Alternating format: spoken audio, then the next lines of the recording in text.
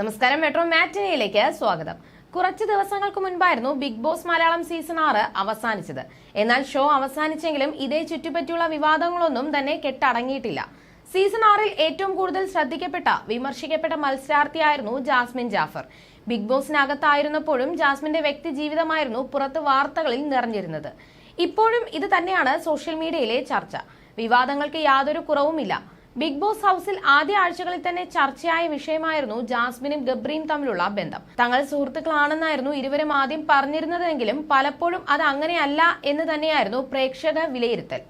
താൻ കമ്മിറ്റഡ് ആണെന്ന് പല അവസരങ്ങളിലും ജാസ്മിൻ തുറന്നു പറഞ്ഞിരുന്നു. അഫ്സൽ അമീർ എന്ന യുവാവുമായി തന്റെ വിവാഹം ഉറപ്പിച്ചിട്ടുണ്ടെന്നും ജാസ്മിൻ പറഞ്ഞിട്ടുണ്ട്.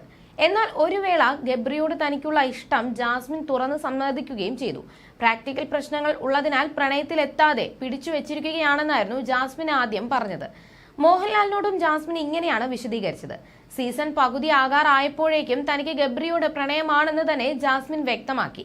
ജാസ്മിൻ സോഷ്യൽ മീഡിയയിൽ സജീവമായതിനാൽ തന്നെ താരത്തിന്റെ എല്ലാ വിശേഷങ്ങളും പ്രേക്ഷകർക്കറിയാം.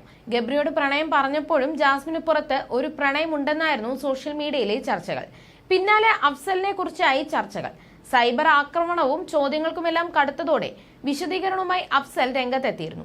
താനുമായി വിവാഹം ഉറപ്പിച്ച ശേഷമാണ് ജാസ്മിൻ ഹൌസിലേക്ക് പോയതെന്ന് വ്യക്തമാക്കി അഫ്സൽ അമീർ രംഗത്തെത്തി. ഗബ്രിയോട് പ്രണയം പറഞ്ഞ ജാസ്മിനുമായി ഇനി തനിക്ക് യാതൊരു ബന്ധവുമില്ലെന്ന് അഫ്സൽ വ്യക്തമാക്കി. തന്നെ ജാസ്മിൻ ചതിക്കുകയാണെന്നും ഇനിയും കോമാളിയായി തുടരില്ലെന്നും അഫ്സൽ അമീർ പറഞ്ഞു. ജാസ്മിനുമായി വിവാഹം ഉറപ്പിച്ചതടക്കമുള്ള ചാറ്റുകൾ അഫ്സൽ പുറത്തുവിട്ടിരുന്നു. അതേസമയം ഷോയ്ക്കുള്ളിൽ ആയതിനാൽ തന്നെ തന്റെ വിവാഹം മുടങ്ങിയ കാര്യങ്ങളൊന്നും ജാസ്മിൻ അറിഞ്ഞിരുന്നില്ല. പുറത്തിറങ്ങുമ്പോൾ തന്റെ വിവാഹം ഉണ്ടാകുമെന്നും തന്നെ അയാൾ കാത്തിരിക്കുന്നുണ്ടെന്നും വിശ്വാസം ഉണ്ടെന്നൊക്കെയുമാണ് സഹമത്സരാർത്ഥികളോട് ജാസ്മിൻ പറഞ്ഞത്. അതുകൊണ്ട് തന്നെ ജാസ്മിൻ പുറത്തിറങ്ങിയതോടെ അഫ്സൽ വിഷയത്തിൽ എന്തായിരിക്കും സംഭവിക്കാൻ പോകുന്നതെന്ന് കാണാനുള്ള കാത്തിരിപ്പിലായിരുന്നു പ്രേക്ഷകർ.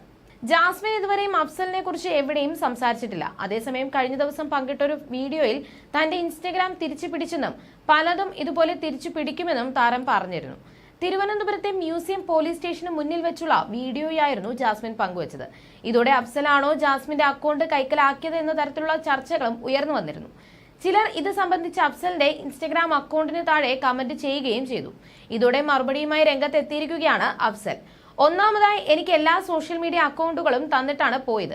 പിടിച്ചു വെക്കാൻ ഇതെന്താണ്, കുടുംബസ്വത്തോ? അതിന്റെ പാസ്വേഡൊക്കെ നമ്മുടെ മാർച്ച് മാസത്തിലെ വാട്സ്ആപ്പ് ചാറ്റ് ഹിസ്റ്ററിയിലുണ്ട്. ജാസ്മിൻ പലതും മറന്നുപോയത് എന്റെ കുറ്റം കൊണ്ടല്ല. ഷോയ്ക്ക് പോകുന്നതിന് മുൻപ് മാർച്ച് 6-ന് പാസ്വേഡും മെയിലും ചേഞ്ച് ചെയ്തതിന്റെ പ്രൂഫ് എന്റെ മെയിൽ ഐഡിയിലുണ്ട്. ഫോൺ തിരിച്ചു കിട്ടിയതിന് ശേഷം അവൾക്ക് എല്ലാ അക്കൗണ്ടുകളും ഉപയോഗിക്കാമായിരുന്നു. ഇൻസ്റ്റാ അക്കൗണ്ടിൽ ലോഗിൻ ചെയ്യാൻ എന്തെങ്കിലും പ്രശ്നമുണ്ടെങ്കിൽ എനിക്കോ സുഹൃത്തുക്കൾക്കോ ടെക്സ്റ്റ് മെസ്സേജ് അയച്ചാൽ മതിയായിരുന്നു. ഇൻസ്റ്റാ ലോഗിൻ ചെയ്യാൻ പറ്റുന്നില്ലെന്ന് പറഞ്ഞ് പോലീസ് സ്റ്റേഷൻ കയറുന്ന ആളെ ഞാൻ കണ്ടിട്ടില്ല. ആ കുട്ടിയുടെ ഇൻസ്റ്റ പിടിച്ചു വെച്ചിട്ട് എനിക്ക് എന്ത് കിട്ടാനാണ്? ഇൻസ്റ്റാ അക്കൗണ്ട് ഡിലീറ്റ് ചെയ്തിരുന്നുവെങ്കിൽ പോലീസ് സ്റ്റേഷനിൽ പോകുന്നതിൽ കാര്യമുണ്ട്. എന്നിട്ട് എന്തൊക്കെയാണ് അടിച്ചിറക്കിയത്? ഞാൻ സ്റ്റേഷനിൽ പോയി കാല് പിടിച്ച് കരഞ്ഞുവെന്ന്.